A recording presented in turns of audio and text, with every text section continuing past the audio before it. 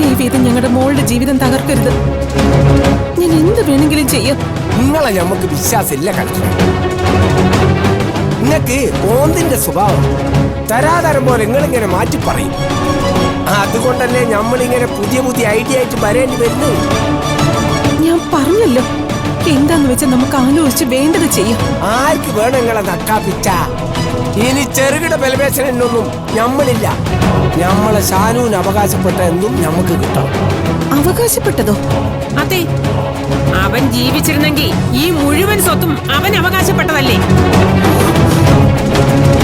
അതെ, ഓൻ മയ്യത്തായ സ്ഥിതിക്ക് ഓൻ അവകാശപ്പെട്ട പാതി സ്വത്ത് നിങ്ങൾ ഈ പാവം പെണ്ണിന്റെ പേരിൽ എഴുതി വെക്കണം.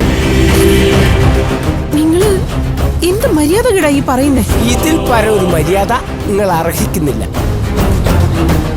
വല്ലവന്റെയും കൂടെ കറങ്ങി നടന്ന ഒരു പെണ്ണിനെ അതെല്ലാം മറച്ചു വെച്ച് വേറൊരുത്തന്റെ തലയെ കെട്ടിവെക്കണമെങ്കിൽ ഇങ്ങനൊക്കെ ചില വിട്ടുവീഴ്ചകൾ ചെയ്യേണ്ടി വരും.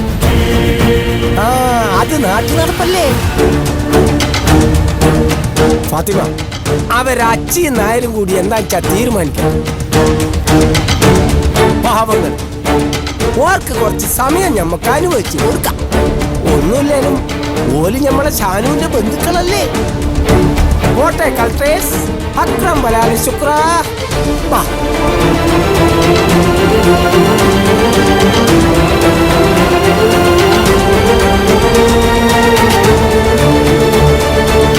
ശ്രീനി എന്താ ഒന്നും പറയട്ടെ?